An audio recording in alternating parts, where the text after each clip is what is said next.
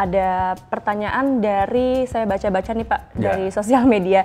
Ada beberapa orang yang bertanya, kapan sih Pak kepesertaan Tapera ini berakhir? Artinya ketika saya mendaftar menjadi program Tapera, kapan selesainya Pak? Kalau ASN berakhirnya adalah kalau seseorang pensiun. Iya, jadi pensiun itu udah dipastikan. Kalau yang non PNS Pak, misal tadi Bapak itu akan diatur kemudian, tetapi sebagai gambaran umum aja kemungkinan besar adalah yang akan diberlakukan kalau usianya 58. Oh, mungkin. Ya. Jadi ada batas usia ya Pak ya, lebih tetapi fix, kan lebih nanti jelas. beda-beda. Jadi kalau misalnya di swasta juga ada mungkin batas pensiunnya beda dan seterusnya, itu nanti diatur kemudian secara detail oleh menteri terkait yang membidang itu. Jadi kalau BUMN, ya itu nanti menteri BUMN lakukan itu. Baik, kalau gitu. Pak Heri, kemudian juga kita akan beralih berbicara mengenai lokasi Pak. Misalnya lokasi rumah saya di Semarang Pak. Kemudian saya bekerja di Jakarta Selatan. Nah, apakah nanti rumah yang saya ajukan harus sama dengan domisili saya atau bisa lebih bebas? Ya, tentu keinginannya sekarang pengennya bebas ya. Tetapi jangan lupa bahwa nanti ada ketentuan bahwa dia rumah itu kalau dia kepemilikan adalah rumah pertamanya, ya. Jadi kalau rumah pertama tetapi mau ditaruh di tempat lain ya, apakah nilai gunanya besar? Jadi misalnya ya bisa Pak itu nanti dipakai untuk nanti saya pensiun, saya sementara kos selama Mbak Saski misalnya tidak keberatan, kalau menurut saya ya tidak keberatan itu karena tetap harus ada model angsuran dan seterusnya. Sementara kalau tidak segera dihuni kan masih harus kos atau kontrak rumah, selama itu tidak problem monggo. Tapi kan selama ini kan kita punya rule of thumb bahwa penghasilan seseorang itu maksimum dipakai untuk nyicil rumah itu maksimum adalah 30%. Ya, nah kalau dia juga harus kontrak rumah lagi, bebannya menjadi semakin berat atau tidak, nah, itu dikembalikan ke masing-masing. Tapi menurut saya prinsipnya boleh-boleh saja, nanti yang penting bahwa dia bermanfaat. Karena seperti yang kita tahu mungkin di kementerian kita juga, alhamdulillah luar biasa pemerintah melalui Kementerian PUPR menyediakan kita punya rumah susun ya Pak untuk pegawai-pegawai. Jadi mungkin saya berpikir oke, saya tinggal di rusun tapi nanti saya mau berkarir di daerah gitu, di tempat saya tinggal. Ya, betul. Kalau itu betul. Jadi memang mungkin kasuistik ya orang per orang, kecuali kalau semua misalnya tadi disebutkan semua karyawan PUPR tinggal di asramanya PUPR, itu cerita lain lagi nanti ya. Baik, Pak, itu program Tapera sendiri apakah terbatas dengan rumah tapak atau bisa rumah susun atau bisa tapak ya, landed houses, bisa rumah susun, bisa ya. Dan dimungkinkan nanti BP Tapera itu juga bekerja sama dengan para developer mulai dari penyiapan lahannya sampai bangunan itu siap dihuni. Ya, Pak. Jadi kita sebagai seorang yang ingin memiliki rumah hunian pertama nih Pak, kita bisa ya Pak kira-kira berkeinginan, berharapan, oh saya inginnya yang tipe sekian itu mungkin ada kelonggaran ataukah kiranya tipe itu sudah diatur dalam PP yang akan? Biasanya selama ini ya yang kalau subsidi yang dijalankan pemerintah itu ada tipe maksimum. Karena MBR misalnya, kalau sekarang ya program yang selama ini ada maksimum adalah luas rumahnya 36 meter persegi. Ya, tapi kalau ke depan memangnya ada aspirasi, tapi aspirasi lebih besar dari itu ya nanti silakan saja, toh peraturan pelaksanaannya akan disiapkan. Ya, yang penting adalah rule of thumb ya kan, semakin besar layanan dari BP Tapera ya ini kan. Terus terang meskipun dibilang uangnya banyak, tetapi dalam periode tertentu kan uangnya terbatas itu. Kalau dia dipakai untuk membiayai kepemilikan dengan harga yang relatif lebih tinggi, maka jumlah yang mendapatkan layanan kan menjadi lebih sedikit. Itu saja.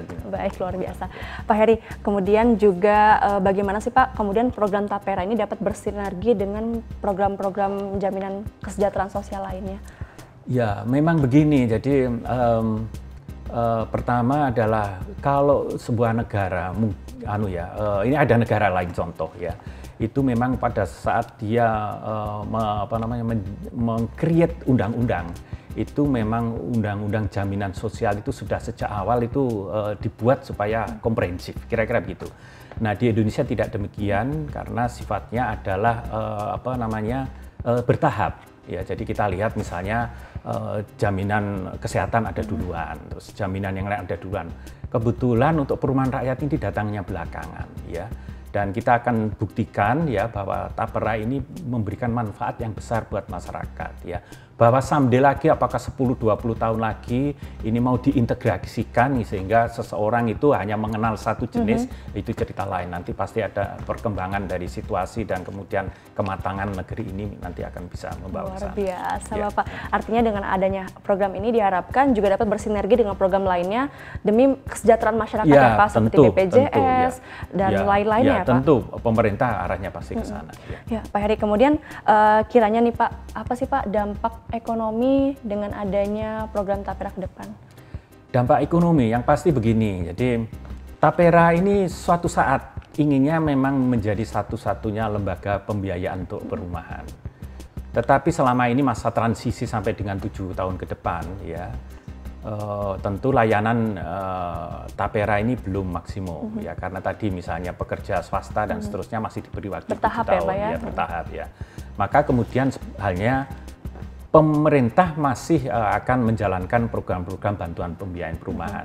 Ya, tetapi untuk segmen yang berbeda, segmen masyarakat yang berbeda, itu yang akan dijalankan.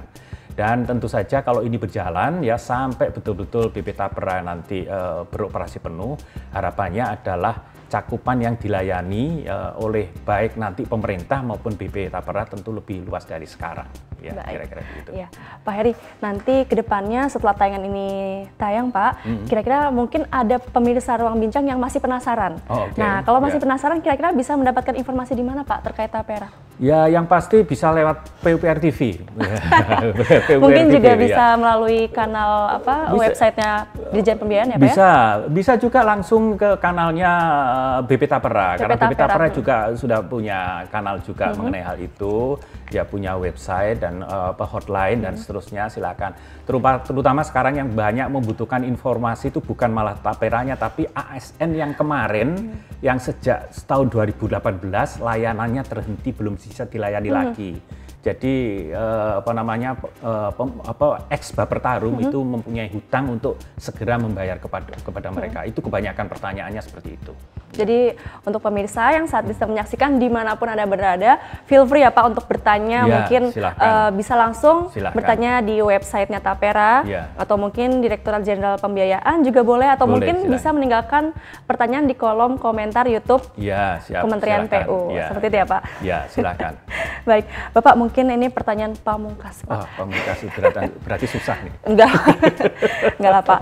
Pak, kira-kira apa pesan dan harapan Bapak untuk pemirsa yang saat ini sedang menyaksikan, yang kiranya ingin memiliki rumah dan ingin mengikuti program Tapera ke depan? Ya, yang pertama begini, jadi tadi saya katakan bahwa Tapera ini adalah amanat konstitusi, ya, pemerintah harus menjalankan ya.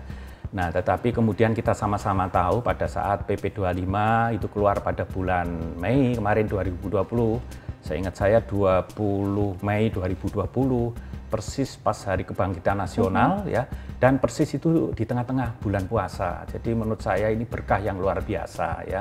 Moga-moga begitulah Tuhan memberikan tanda kepada kita ya. Dan kemudian setelah itu keluar ya, kemudian kita tahu di media maupun di medsos apapun juga itu banyak kritik-kritik, terus kemudian banyak yang tidak setuju dengan hal ini. Saya pikir para pemirsa mempunyai dengan kesempatan saya bisa menjelaskan ini ya, bisa klarifikasi lah ya. Jadi tidak semua yang diangkat oleh media itu betul ya, karena banyak pro dan kontra. Saya sendiri sampai dengan saat ini sejak PP itu keluar itu kalau nggak salah sudah 5-6 webinar khusus Tapera dengan berbagai narasumber, berbagai penanggap ya, yang pada akhirnya saya lihat makin ke sini masyarakat menjadi semakin paham dan kemudian bisa menerima. Itu excited memang juga ya Pak ya? Accept ya. Dan saya sudah minta kepada teman-teman di BP Tapera supaya menjalankan communication strategi yang bisa nanti dinikmati oleh kita semua. Oh, yang benar itu seperti ini dan seterusnya ya. Saya pikir dalam 1-2 bulan, 3 bulan ke depan kita akan lihat nanti ada program TV tentang Tapera dan seterusnya. Dan saya menghargai PUPR TV ini termasuk yang pertama ini yang rekaman Pak untuk hal ini ya. Baik Pak Heri, terima kasih telah berkenan menjelaskan Baik, kepada saya dan juga pemirsa Ruang Bincang. Semoga pemirsa apa yang telah dijelaskan oleh Pak Heri tadi dapat menambah wawasan kita dan informasi kita juga, terutama terkait dengan Anda atau saya juga yang belum memiliki hunian tetap ya Pak. Semoga Bapak sehat dan tetap semangat ya Pak dalam menjalankan aktivitasnya. Pemirsa, Bapak ini sangat sibuk, jadi sebelum wawancara dengan kami, Bapak ini rapat ya Pak? Iya. Rapat, beliau tidak istirahat, hanya sholat sebentar, oke saya langsung wawancara, jadi benar-benar luar biasa sekali. Jadi Bapak jangan lupa jaga kesehatan ya Pak. Ya, siap. Dan semoga program ini dapat berjalan dengan lancar ke depan dan dapat dinikmati manfaatnya oleh masyarakat Indonesia. Terima kasih Mbak Saski, terima kasih terima kasih Bapak. Terima kasih, ya. Baik pemirsa Ruang Bincang, terima kasih telah hadir dan juga menyapa bersama-sama Bapak Dirjen di sini, dan yang ingin saya sampaikan di akhir adalah program Tapera ini merupakan strategi pemerintah dalam mengelola dana untuk pembiayaan perumahan yang layak dan juga terjangkau sehingga masyarakat khususnya yang belum memiliki rumah atau rumah hunian pertama dapat mewujudkan mimpinya untuk memiliki hunian yang pertama. Dan terima kasih telah bersama dengan kami, sampai jumpa di program Ruang Bincang berikutnya. Assalamualaikum warahmatullahi wabarakatuh.